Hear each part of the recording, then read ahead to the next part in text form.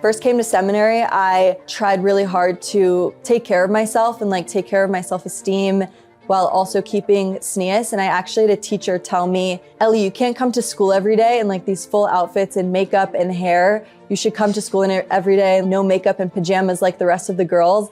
And it's funny because I look back and like I see what she was trying to do, but it's very interesting. I did that for a week and then I realized that I did not feel good about myself and that I kind of lost like the Ellie in me. And I went back to dressing like myself. But also I think that so much of Tznius, what I've learned, is not about what's on the outside, it's about what's on the inside. Ladies and gentlemen, get ready for a really powerful conversation with Ellie Zeiler. The world knows her as a TikTok influencer with over 10 million followers on TikTok alone. But this past year, she's left America behind and went to Israel to go to seminary to explore her Jewish roots. I am so excited because my lovely wife, Gita, co-hosted this episode. You're going to love this conversation. You'll also hear about the innovation revolution happening with BitBean, the smartest way to get deals with PZ Deals' free and gorgeous app, why thousands of people are switching to US Mobile, and my favorite clothing brand in the world, Twillory, and their outrageous deals going on now. This episode is in loving memory of Shimon David ben Yaakov Shleima and Miriam Sarah bas Yaakov Moshe. Here we go. I'm Yaakov Langer, and you're listening to Inspiration for the Nation. Ellie, thank you so much for doing this. And we particularly wanted to do this while you're still in Israel, because we wanted to capture that like Israel energy and magic. And we have so much that we want to discuss with you. But first off, could you tell us about your background, your childhood, and what that was like? Yes, of course. First of all, I'm really excited to be here. I'm a little nervous, but I'm very excited. And it's very nice to meet both of you guys on camera. Yeah, of course. Growing up, I grew up in San Diego with my family. I was very lucky to grow up in a very loving, amazing household. Religious-wise, my family, I wouldn't necessarily call them religious, but I think something that I've really learned while coming here is that so many things that I have learned while going to school here in Israel, my parents actually taught me growing up. I think my teachers are officially sick of me saying, my mom told me that growing up, my dad taught me that growing up. They're like, okay, then why are you here? Like, whatever. So it's really, really special to kind of like see full circle, and it gives me a whole new sense. Like, I haven't seen them in so long, or I guess 3 months now, and it gives me a whole new sense of like, I can't wait to listen to every single thing that they say when I get back. That's so cool. That's so cute. And okay, and I think my favorite part is going to be when we talk about like your Israel and Aish experience and just, I guess, finding yourself. But before then, I mean, I think most people know you from social media. Could you tell us about like, I guess, that journey for you and what that's been like? Yeah, absolutely. So I'll give you a little bit of background if you've never or don't know my story. As I said before, I grew up in San Diego, and when I was 16, I decided to start posting on TikTok. We were in quarantine. It was 2020. And I posted, and basically like the classic TikTok overnight quarantine story happened to me, where overnight I gained a big following. And from then I started growing my career. So I had brand partnerships. And when I was 18 years old, I was 17 turning 18, I decided to move to LA.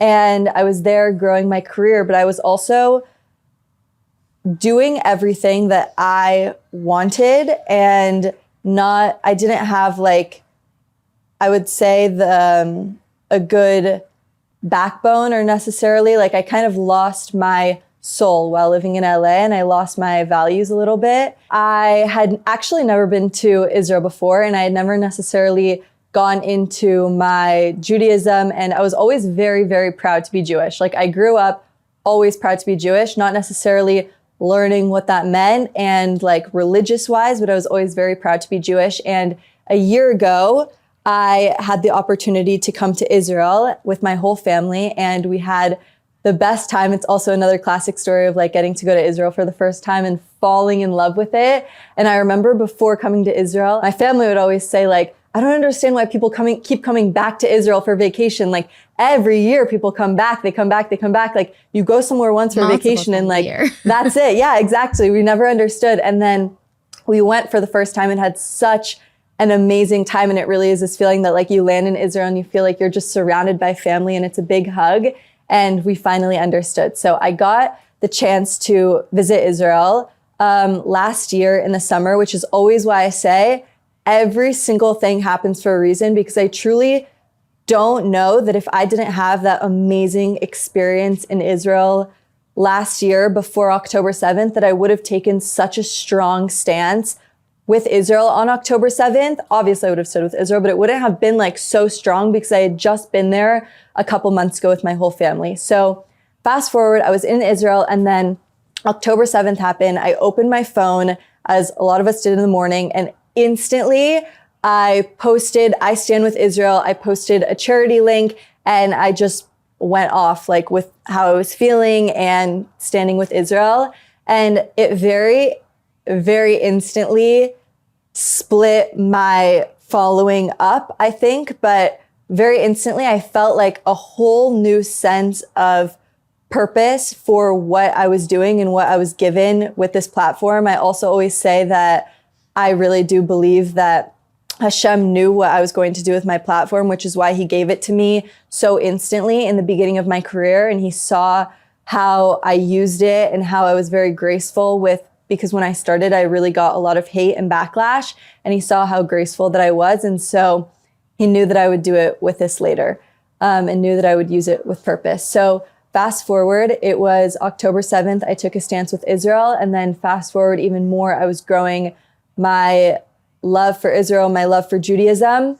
And now it was January, and I decided to move home from LA to San Diego to be with my family and kind of reconnect with my roots again, reconnect with my family and my parents, and go back to my own home. And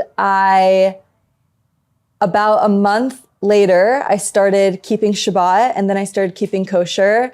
And then in the summertime, I had this idea that I was either going to move to New York, or I had found out about what seminary was. I didn't grow up knowing what seminary was. And I found out about it through a mutual friend, and she told me about it. And about a month later, I decided to sign up for it. And then a month later from that, now I'm here living in Israel, going to seminary, and that's my story. That's a little bit more background. Was that better? That's a great background. Yeah. Okay, There's so thanks. much to unpack there. Wow. So much to unpack. It's probably so surreal for you, no? Like yourself 2 years ago, if you told you where you'll be, why you'll be there, and like what you're like standing for, like, isn't that wild? It is wild, but it's very interesting because I look back at my childhood and I always had this like deep sense, as I said before, of being so proud to be Jewish, and like the Zionist in me that I had no idea about. When I was in middle school, there was actually a shooting at my synagogue at Chabad in San Diego. And I remember that happening. And like, I did the exact same thing that I did on October 7th. I was in middle school. I had zero platform, and I instantly made a charity organization and like instantly stood with what I believed in and my Judaism. So I think it's very crazy for me to say it out loud, but I believe it's really been inside of me this whole time, which I'm very lucky for. Wow. You know, I feel like a lot of your content now is on seminary, being in seminary. So like, how has that experience been? I feel like you have a lot of girls watching you now and looking up to you in that sense. Like, how has that been? How has your following reacted to you being in seminary? My following has reacted better than I could have ever expected. I have always been, because I've been on the internet now doing this for 4 years, since I was 16, I'm 20 now. I have always been used to people having an opinion on what I was doing. And I always really trained myself my mom always says that the only person that is always going to be there for yourself is yourself. So you should listen to your own advice and listen to what you want to do, because I've been through so many phases on the internet where people really don't like what I'm doing. People love what I'm doing. And so I've really trained myself to think about what I want in my life, thanks to my mom. But it's been so incredible getting to share this specific experience, because I'm used to getting like gratification through the internet on through likes and views and numbers. And for me, it was very hard to connect with that concept that like, if a video does good, it gets a lot of views. And like, it was very hard for me to grasp. And since sharing my seminary experience and my experience in general in these past few months, I have gotten the most beautiful, long DMs that I read and they make me cry. And I've gotten to meet the most amazing girls and followers of mine that like share their heart to me. And I feel like we truly are sisters. And since the beginning, I always have said that I feel like I'm family with my followers. And it's just been in the past like 6 months that I have really, really felt a deep connection with all of them. So it's been amazing, like better than I could have ever dreamed of, really. That's really beautiful. You know, Geeta and I both, we grew up in frum and Orthodox homes, and we, you know, when we grew up, Shabbos was Shabbos. We never experienced, you know, Shabbos with our phones, and we never really had that, you know, choice to be like, oh, do we keep Shabbos? Because like it's ingrained with us, you know. You had this really cool shift of saying like, hey, I'm gonna attempt to keep Shabbos. What was that first Shabbos? And primarily, I know you mentioned this on your podcast, but like not using your phone for that like 25 hours. What was that like? I'm so curious. Yeah. I promise you, it was the best 25 hours of my whole life. That's what I just think, like, it's so special that we were given this gift of getting to turn off our phones for 25 hours and getting to rest for 25 hours. Like, there's no other group that like was given this gift. And I had never like pushed myself or thought that I would be even allowed to do that. And when I took the stance of like sending to my family group chat, like, I'm keeping Shabbat and I'm turning off my phone, it was a little scary. It was like, what do you mean? Like, my mom was like, what if something happens? Like, how am I supposed to know? And I really just had to have faith and trust that, first of all, everything was going to be okay. And that this is something that I was doing for me and my mental health. Getting to turn off your phone, especially in this day and age, is like the biggest blessing ever. And I felt like for the first time, I actually got to finish my thoughts. I got to read a book and I got to think about what I wanted and how I wanted to be and act in my life without thinking a thought and then instantly picking up my phone. And it was beautiful. It was addicting. And I've been doing it ever since, which is very cool. You know, it's crazy. It's crazy that like, you know, obviously Hashem knows everything when he created the world. But if you go back 2,000 years ago and telling them about Shabbos, they'll be like, yeah, we can't, you know, plow the field or do whatever work they did. And like, they can't even fathom, like for us, at least for me, how important it is for us today. Phones were like created after Shabbos existed, you know, and like the fact that in 2024, 2025, like Hashem obviously had the foresight to be like, you will appreciate Shabbos on another level. Trust me, you know? It's so true. We're so lucky. It's really cool. So I'm curious, like how like the people who are close to you in your life, you know, people that you've met over your career reacted, like on, you know, on an off camera level, basically. Like how have your relationships been? I think that I've been so lucky to have been so supported in my relationships. Like my family has supported me so much. And I think that it's because I went into this process knowing that, number one, in the 10 Commandments, it's not saying like, oh, you need to become super religious and like cut everyone off in your life. In the 10 Commandments, it says to honor your parents. So I always thought in the back of my head, like, these are the number one things that I should be doing in this process. It's never about making people feel uncomfortable. And I explained to my parents about going to seminary. I wasn't like, oh, I'm going to become like frum and like not like start keeping all these things and like lose myself and change my personality. I said, I'm just going to learn to be a better person and a better human being and go back to my core and my soul. And I know that it will ultimately benefit all of us. And I'm going to learn how to be a better family member and a better friend. And it's really been amazing. It goes back to the quote that's like, someone wanted to change the world and they couldn't do that. So they changed themselves and then that changed their community and then that ultimately changed the world. Hopefully I said that right. But like once I worked on myself, everyone else really accepted it. And I think that for anyone else going through something similar to me, It's to always keep the people in your life. The people who are judgmental over you becoming, I guess, a better person, that's a separate story. And I think that there definitely have been people in my life, like certain people that I kept in my life that were my internet friends, or it's kind of like the fat in my life has been trimmed off. And now it's just like my core group of my friends and family, which is so beautiful. And they're just going to, if you explain it to them that you're just going to learn to be a better human being, they're going to support you. And it's really beautiful. I'm very lucky. Yeah, you clearly have very. I'll get to you, but like you clearly have very special parents, because I personally I was in age for around a year, and I saw how many people like explain that, like, oh yeah, my parents are ready to kill me, and it's like, whoa, like, you know, like, you're just here to explore and find yourself. And I could see, at least, you know, just from dealing and setting up this interview, like how much your mother and your father, like, they really care about you. And I'm sure it's different for them, but they're so supportive. And like, that's what like true love from a parent is. Like, I want what's best for my kid, even though, like, you know, it's not what we're used to, but like, that's really cool.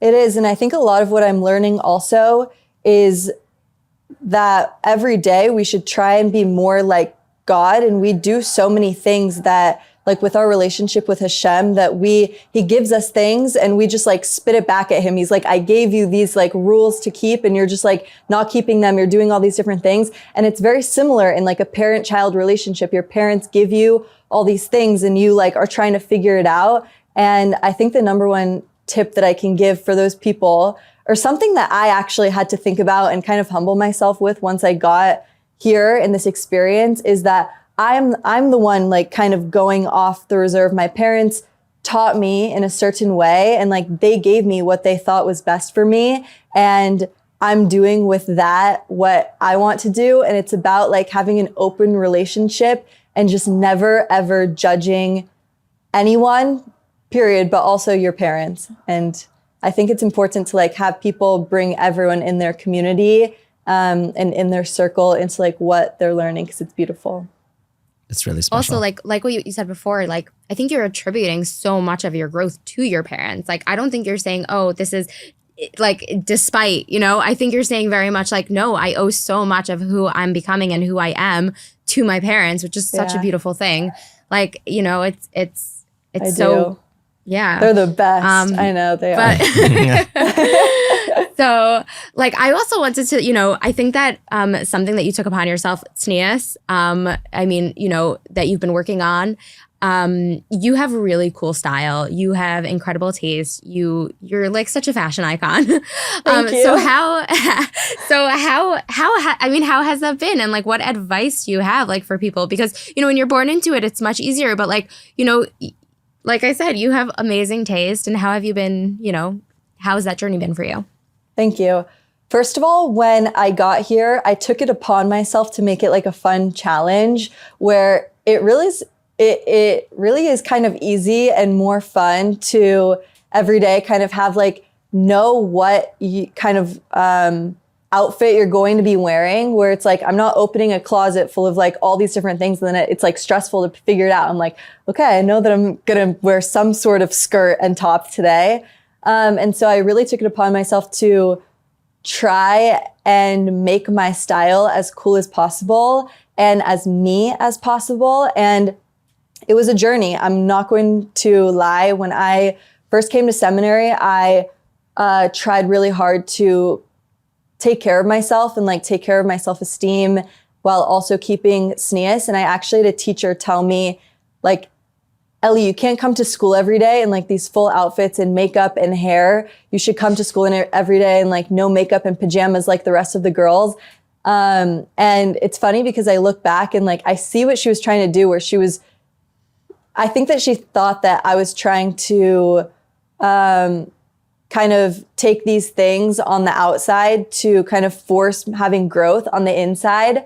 But it's very interesting. I did that for a week and then I realized that I did not feel good about myself and that I kind of lost like the Ellie in me. And I went back to dressing like myself. But also I think that so much of Tznius, what I've learned, is not about what's on the outside. It's about what's on the inside and how you act on the inside. And I think that that's like the even more beautiful thing about Tznius is I've read all of these books that it's like, yes, you can dress on the outside, obviously, and it's so beautiful. Like people respect you and people look at your face and it's such a beautiful concept, but really it's about being humble on the inside, which I think is such a beautiful concept that I really relate to. That's really cool. Stay tuned. We will be back in just a moment. And coming up, we have the most inspiring story with Ellie that you don't want to miss. But first, let's talk about PZ Deals. Everyone knows about PZ Deals, the go-to for finding the best discounts. But have you ever tried their gorgeous, easy to use, and completely free app?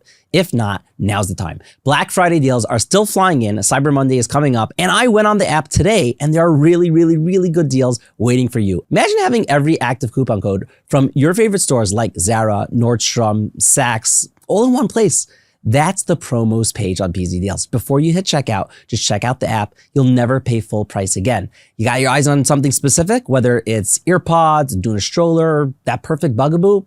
The deal alerts page lets you set up notifications for the exact products you want. The moment the price drops, you'll know. No refreshing, no guessing, just savings. Here's the real game changer, custom notifications. You can set alerts for price mistakes, so you'll catch insane deals before anyone else. Don't miss out on the incredible deals still out there. Download the PZ Deals app today, whether you're on iPhone or Android, and start shopping smarter. I'm already saving, and you can join me. Go ahead and download the app. A really cool part is coming up with Ellie, but first, now is the best time to upgrade your wardrobe with Twillory, the brand that's all about comfort, style, and versatility. Whether it's their game-changing suits, insanely comfortable shirts, or durable stretchy pants, Twillory has you covered. Seriously, these clothes are all I've ever wanted to live in. And guys, with the sales going on now, it is the time to actually get what you've been eyeing. And ladies, are you looking for the perfect gift for your man for this holiday season? This is it. Trust me, your guy will thank you.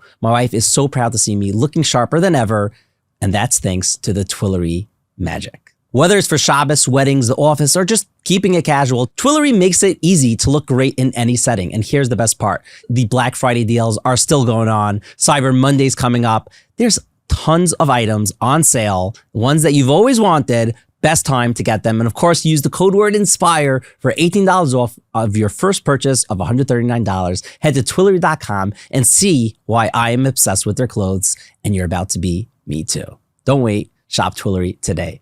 Now back to this week's episode. You're at Aish, actually literally filming it now. So thanks again, Aish, for helping us here.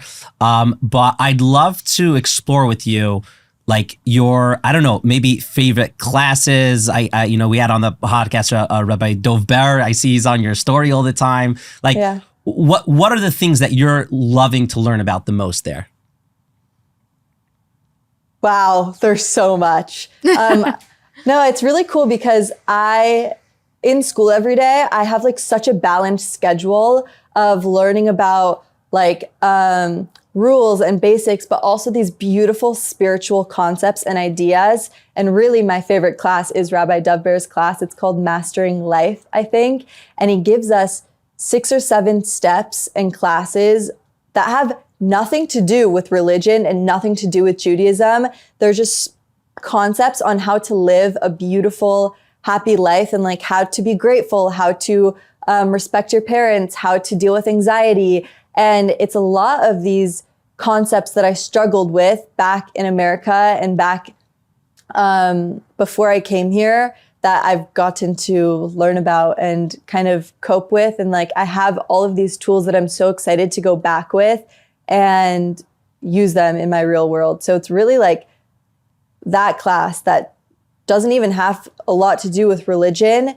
It's more so like how to live a happy life, which I think we all want. I'm sure, by the way, if we got into it, like we could probably pinpoint like, oh, the source ultimately is in that parsha or in. Right. That's what's amazing about like Judaism. Yeah, it's so true. He said that every single thing was, it's obviously written in the Torah, but he says it in such like a beautiful way that doesn't have to do like, he was like, I teach these things to secular students every day. And like, they also, their jaws are also looking like yours in my class. So it's great. Yeah, what did they say? Like, v'chai b'hem, you know? Like, you're supposed to live by them, you know? You live. Yeah. So. For like, this is like more of like a social media kind of question. someone like you who's like very known online, and then you're also the offline person, I guess the real you, how do you like balance those worlds? Because I'm sure like you're out for lunch with like a friend and then like someone who doesn't know you, but they feel like they know you very well because they've seen so much about you. Like, how do you balance those worlds? That's a really interesting question. And I don't know if my advice is something that people should listen to, but it's what works for me, which is that I actually do think that it's very good and very healthy to have kind of two different versions of you, not necessarily two different versions, but I think that it's okay to not share every single thing. I came here thinking that every single thing I learned, I was going to instantly share in a video. And then I realized that I would learn these beautiful concepts, and some videos I would film and they would come out beautifully and I like got out exactly my point. And other concepts, I felt like they hit my soul, they hit my neshama, but I couldn't figure out how to say it to a mass audience. And I think that that's okay. Like, I think that there are certain concepts and topics that you are given the power to speak to other people with. And then there are other things that are okay to keep to yourself. And so I think for me, it's just about having a balance. And it's really something that, again, Shabbat has saved me with, where I get like this 25 hours at the end of the week to digest every single thing and then think about what I want to share with other people. And so I think that it's all about balance and everything, like being truthful. When I was, you have like, I feel like you have a social media personality and a home personality, like, you know, and people are always also asking me like, oh, like is Yaakov like this at home? Is Yaakov like this at home? And I'm like, no, guys, you don't really know Yaakov. Oh, it's very true. You don't know him. Unless you know him, you don't know him. I put on my best face for this show, and like I'm very. Your best face is at home too. It's just a different face. No, like I'm by nature, like unfortunately at home, like my wife points out, she's like, you're not as positive as you are. I'm like way grumpier. Oh, stop it.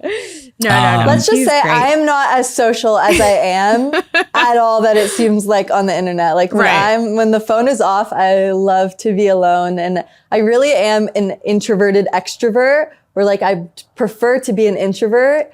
And I really love deep conversations, but when it's with a mass audience, it's a little harder for me, but I'm working on it still.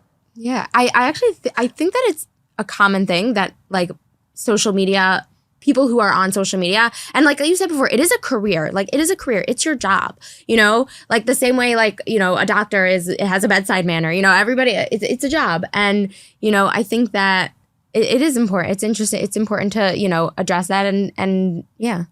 That's really cool. I agree. And it also, really quickly, it also was something that I really had to figure out while coming here, because on one hand, it was like, I'm taking this time off to work on myself. But on the other hand, I saw this big impact that I was making.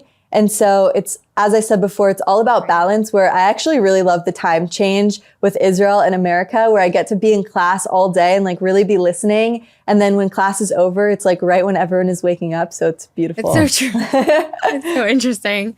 Yeah. It gets like hard on Shabbos, like whatever, Erev Shabbos. Like I always remember when I was like in seminary, like quickly trying to like call my mom like right before Shabbos, and she was like waking up and she's like, what?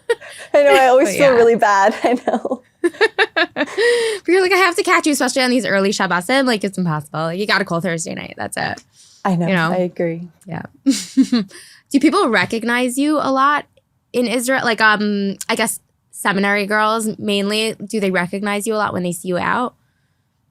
Yeah, which is really cool, because I think I like truly believe that I have friends now everywhere. Like I walk into any cafe in Israel, and I also really believe that like all of us are kind of the same. Like we're all learning the same. We all kind of look the same. We all talk the same. And you know, a lot of people are like, I could like guess where everyone's from. I'm like, you're from 5 towns. And it's really cool. It's like I feel protected everywhere, which is really nice. That's so it's nice. it's a community. It's just one big community. The most amazing thing I think is like, you know, you can be anywhere in the world. You see another Jew and like, we're family, like we're mishpacha. That's it. You know, it's so a beautiful thing. I agree. Yeah. Okay, this is a question that like maybe you're gonna need to think. What advice would you give to yourself at like 10 years old? Wow. 10? 10 That's years really old? young.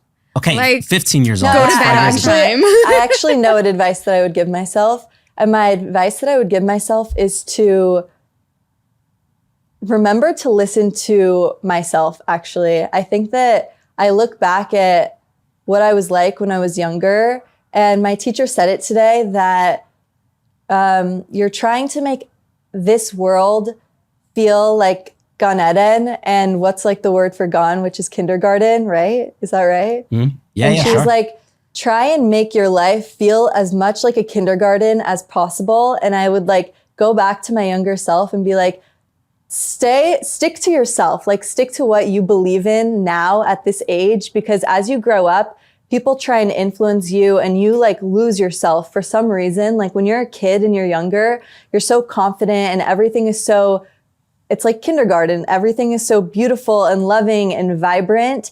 And I would tell myself to try and block out as much noise as I possibly can and stick to what I believe in when I was little, because I think that little kids really like, they have it. And it's like when you grow up in these teenage years that you lose yourself a little bit. And then I'm so happy that I got to come here and reconnect with my inner child. But I would tell myself to listen and like try and stay young and try and like, obviously I know I'm still young, but like try and like be that 15-year-old as long as possible. Does that That's make really cool. sense? Yeah, no, that's that's great. beautiful. Okay, I love that. Like, yeah. It reminds me of that, like, I don't know. Children are so like just. They have like their justice, you know? Like they have, Yeah. is that the right way of explaining to there's, it? You there's know, like a heartwarming picture of like, I don't know, it's like some social media person that at like the age 4 and they're like telling their 4-year-old self, like 4-year-old me, you'd be so proud of like where I am now. And like, I think when you are younger, you're like babies are very egotistical. They're very like self-centered. Life is just about them. And then as you get older, you know, and it's a good thing because you learn about others and you care for others. But there's a certain part of yourself sometimes that we lose because we're just trying to appease others and be there for others, which we should and we need to be. Yeah. But then that yourself, if you can't be yourself, then who are you? You know, so very philosophical. so true. Good point. It's very, very true. Before we get to my favorite part of the episode, life is expensive. What if we could save money every month and get better cell service? If you're paying over $40 to $50 per line, it's time to stop wasting money. US Mobile is here to change the game with full data plans starting at just $17.50 per line. Plus, you can pick the best network for your area.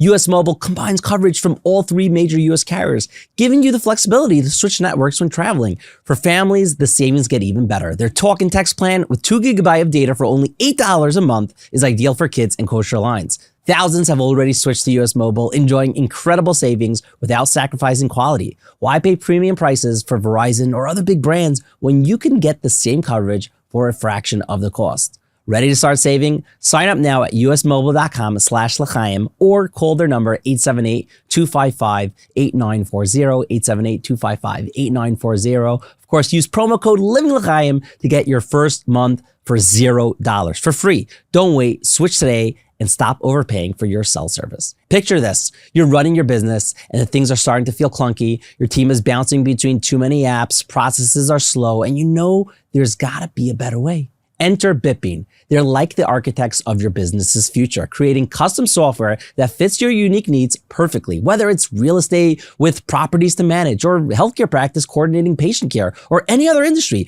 BitBean helps you design a system that works smarter, not harder. Here's why it's a game changer. BitBean doesn't just solve surface level issues. They dig deep, identifying opportunities you didn't even know existed. Imagine going from patching problems to building a streamlined, future-proof system that scales as your business grows. With BitBean, you're not just keeping up, you're staying ahead. So if you're ready to stop putting out fires and start building something incredible, visit bitbean.com today. Let them help you create solutions that will make your business run better than ever. Now, back to Ellie and the story that will leave you inspired. I personally was in yeshiva for 4 years, single, and then we went back to Israel for about 2 years married. And I remember at the end of my... I did 2 years of seminary. Yeah, she was there for 2 years, seminary. It's a long time. Yeah, I loved it. So But I remember at the end of my 4 years, I was very scared because I remember like thinking, and I still subscribe to it. Like when you're in Israel and you're in that mode of like just learning and accepting and just being in the moment, you start to realize like, wait a second, that outside thing, that's the fake world in whatever way that means. My teacher told me that today. Really? Yeah, I was like, I'm going back to my real life. She's like, that's not your real life. I'm like, okay. Anyway, sorry. No, there's a certain essence that you're tapped into right now that, again, obviously this isn't, you're not, I don't know, but like, I assume you're not going to stay in seminary forever. So obviously it's a stage in your life, but there's a certain essence that like, you're so focused on like, who are you? Who is Hashem? How do you deal with that relationship? Are you scared of, I guess, leaving this atmosphere and like getting back into, in quotes, the real world? The answer is yes, but I also went into it knowing that I would feel this way. And I think for me, I actually am very excited to go back and share everything that I've learned. I also have made it a point to myself that when I go back, I want to have a class schedule every week. And I want to start bringing people into what I've had the chance to learn. I know not everyone gets the opportunity to leave their life and leave their jobs to come to Israel and study every day. And so for me, I want to like take this opportunity that Hashem has given me and bring it back to everyone else. And so I want to host like challah bakes and shiurs and all of these amazing things. But the answer is definitely yes. Like here being in Israel, you're in a bubble and it's a very beautiful bubble where it's very normal to get to like just learn every day. But I also think that like the only really great things happen after you go through a challenge. And when I come back from Israel, I'm really going to try my best to keep going on the path that I'm on. And obviously it's not going to be like this Zoom, I have this whole like life realization every single day, which is what I'm getting here in Israel. Like I'm going to be able to keep up the momentum in my life and like have steps. And I think that I'm actually very excited to do it. I'm like excited to go back and tell everyone what I learned. Yeah, I feel like it'll harden, like it'll become a part of you. Like, now it's like, it's almost like the raw challah dough. And like, once you go back, that's like the oven and like, it'll solidify, like. It's so nice. You like that? Yeah. You like that? Like, right now you're the dough. Like, it's just. Yeah. No, and now, like, I'm not going to lie. It's very easy. It's very easy to keep all of the things, not very easy, but like, it's very easy to keep all the things that I'm doing. Like everyone keeps Shabbat here. Everyone keeps Tznius here. It's normal to be doing all these things. And it's going to be so beautiful if I can go back and prove to myself like these values that I have learned. And that's when I'm really going to be able to be proud of myself, I think. Yeah, I mean, you should be so proud of yourself now. But I totally hear that. Yeah, and I think that's like for everybody when they, for when they go to Israel, even if they didn't like start where you started, like any amount of growth, going back into your not your real life, but your regular routine, and seeing it play out there it's an amazing thing. Yeah, I agree. I agree. What's wild to me is if you just explain to someone that you have this person who has well over, if you combine like 10 million people following them and like to see what's going on with their life and like, oh wait, they kind of put it on pause to really find themselves in Israel and then to be so vocal to stand up for Israel with, as we all know, like the crazy things that people are saying about Israel in the world and to say like, no, I believe this is the right thing, to like have that strength to do that.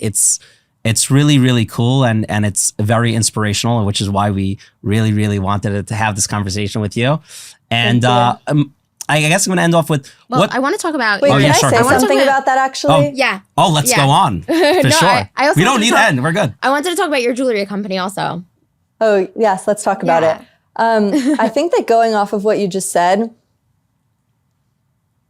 for me, like getting to come here and talk about the things that I truly believe in and like take a stance with what I really believe in is the depiction of what an influencer in my mind is, where I grew up thinking like an influencer was someone And it is like someone that you find something and you learn about it and you love it and you test it out and then you share it with other people and you influence other people.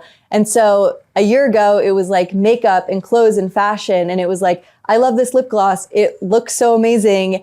You guys should try it. And now it's like, I'm learning these deep concepts that influenced and changed my life and changed my perspective and fixed my anxiety and made me so grateful to wake up every day that I learned these things. And I just want to influence others with those concepts because it helped me so much that I want it to help my audience as well. And that's what I really think about with posting every day, is that it changed my life. And the idea of an influencer is that you have these things that you want to share with others. And that's kind of why I came here and did it and why I share every day, because I want everyone to learn the same things that I did because it made me really happy. That's really powerful. Thank you. Yeah, I love that. Because like somebody in your position might have been like, okay, I'm done, with social media. I'm done with that like chapter of my life. But instead you took it and like, you're like, no, like this is me and I'm going to continue. It's going to continue to be me. And yeah. Yeah. And I also think that I hope that I can inspire other influencers to share kind of depth, like the depth to their concepts and their ideas. Because if you look at the job, like it is very surface level. And if you look at it in the sense that like you're learning about things, whether it's products or these big philosophical or religious ideas, and it's helping your life, and then you're going to help other people's, that's my definition of a true influencer. Wow. Yeah. No, I love that. It's like instead of the consumerism, you're like, let's consume for our souls, Yeah. and like, yeah. Well, also being like, this lip gloss is great. Like, it's all about balance. Oh, totally. Life is about balance. Exactly. 100%. Which like we could segue into, Jane and talk about that a little bit and when you started that, how you started it, how it's going. And yeah. Yeah, absolutely.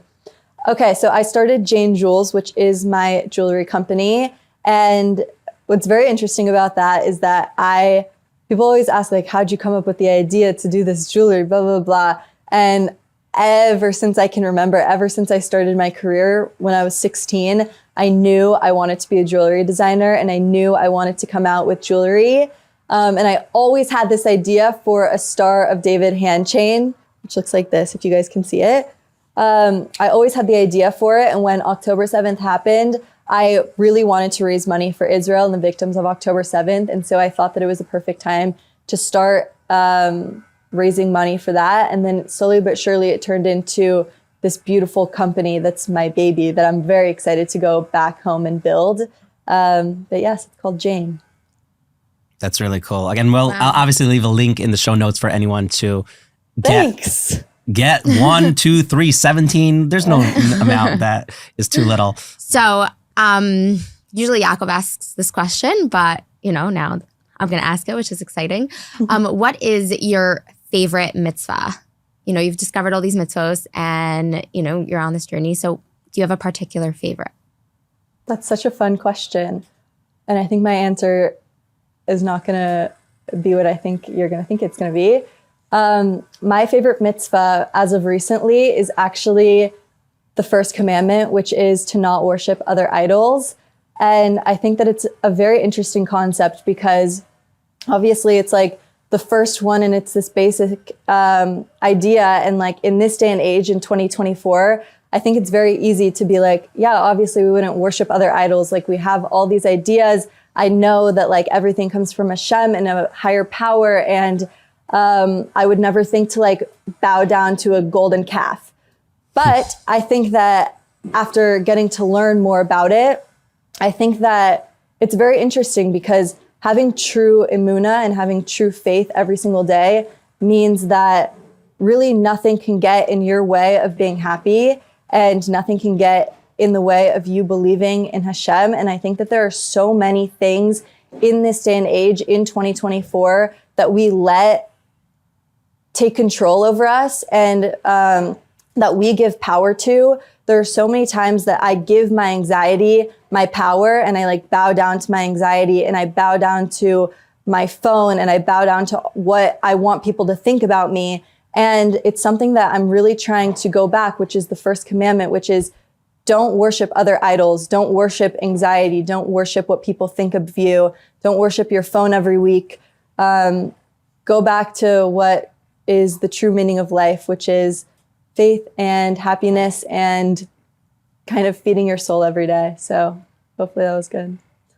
That's really cool. I love that. Really, Wow. really cool. Well, Yeah. thank you so much. And again, thank you for doing this while you're in Israel. We know, your schedule is not simple. And we just felt it was so important to have you when you're in the thick of it. And we wish we're there. And I really Rich wanna be will be there there. soon. I'm jealous. But thank you. And But wait, I want to ask also if you have any piece of advice that you want to share with everyone to end off with. Oh, that's very nice. I think that the biggest advice that I've taken away from getting to be in seminary is that I had my rabbi tell me every day you should wake up with the idea of doing good and being good. So many people wake up and they fall into these traps of, as I've said, anxiety and guilt and feeling bad about yourself and all these different things because they feel lost and without a purpose. And I think that if you wake up every single day with the purpose of doing good for others, doing mitzvahs, giving tzedakah, and being a good person, treating people with kindness, smiling at people in the street, that's a purpose that we were given. And it makes it exciting to wake up every day. I love that. And that's probably why we wake up and we say, Moda'ani lefnecha melchai v'kayam shechzarti bi nishmasi bechem l'raba emunasecha. Yeah, good one. Oh my gosh. I always hate quoting great. things because I always want to get it wrong. No, the first thing we're doing is we're thanking God. And I remember in a class in Ashraf, Gav pointed out something. I said it my whole life and I never realized that. At the end, it's translated from Hebrew to English that God has faith in me. Meaning I always thought, I have faith in you, God. And we're finishing off with God is saying, I believe in you. That we wake up every day and saying, God's we're acknowledging, thank you, Hashem, for giving us the opportunity because you're putting us back here because you know that we're going to make a difference. So waking up with that gratitude it's so cool. It's so true. Something really special about actually Moda'ani is that I learned that growing up when I was little in school. And I forgot it. And when I came to seminary, I decided to do a one-on-one with my teacher. And she started teaching me Moda'ani again. And I remember reading the words and it came back to me within a minute, instantly. It was inside of me from when I was in kindergarten, in day school, learning Moda'ani. And it was Moda'ani. And it came back to me and it was really beautiful. But it's so true. Hashem gives you back your soul every day and every morning because he has faith in you that you're going to be a good person. And that's all we can do every day. And I think that's really what life is. We start off, before we're born, we're this soul and connected to Hashem and so connected. And then we're put down here and we're given a life and tests. And the whole mission of our life is to really connect to that, I guess, inner child, that pure soul that we really are. So thank you for this interview. And thanks for your wise words, Ellie. Thank you guys so much. It was so fun. Wow. If you got this far in the episode, please let us know in the comments section. Drop the word epic, because that's exactly what Ellie's journey has been. And folks, Ellie will be returning to the States. So if you'd like to hear her speak at your event, or maybe in your school, reach out to her team on elliezeiler.com. We'll link it down below. And of course, check out her cool jewelry line, janejewels.com. Really creative what she's doing in the jewelry space. Also linked below. Now, before I get to my outro, thanks again to my awesome wife, Geeta, my favorite co-host ever. Guys, let her know in the comments how amazing she is and that she should do this more often with me. Thanks again to our great sponsors, Twillory, my absolutely favorite clothing brand ever, and check out their deals now. Of course, use the code word INSPIRE. And of course, the thousands of people are making the switch to US Mobile, the smarter, more affordable way to stay connected. Thank you to PZ Deals. Their app is not only free and gorgeous, but it's also the smartest way to score the best discounts effortlessly. And let's not forget the innovation revolution happening over at BitBean, transforming businesses with custom software solutions. Now, here's what I found really interesting. Ellie's story is a powerful reminder that we all have a unique mission in life, shaped by the places we've been and the people we've met along the way. She came from a world most of us can only imagine, immersed in social media and even Hollywood, where being famous means having hundreds of millions of people brand, and celebrities vying for your attention. But instead of staying caught up in that whirlwind, Ellie made the incredible choice to step back and ask the big questions. Who am I really? What's my purpose? What's so amazing about Ellie is that she didn't erase who she was, she embraced it. She used her platform and the experience she gained to inspire and influence people for good. And that's what makes her story so relatable. You don't have to start over. And I don't think that's what Hashem wants. He wants you to be you and to shift that into the ultimate you that you could be. And here's the thing, we're all influencers, whether we realize it or not. It might not be on social media or in the public eye, but the people in our lives, our family, friends, coworkers, and communities, we have the power to make a difference every day. The question is, what kinds of influence are we putting out into the world? Ellie's story reminds us that life is like a hallway. It's the space we walk through to prepare for what truly matters. Sure, we should enjoy our time here, but we also need to ask ourselves, am I becoming a better person? Am I showing up for Hashem, my family, my community, and myself? It's about looking inward, taking what we have and using it to live a life of purpose and impact. Ellie's journey shows that it's possible for all of us. Remember, if you enjoyed this episode, go ahead and share it with someone that loves it. Give us a like on YouTube. There's some family chat out there that's gonna really enjoy this. So go ahead and share it. It means the world to us. And don't forget, inspiration is everywhere. L'chaim. Living L'chaim.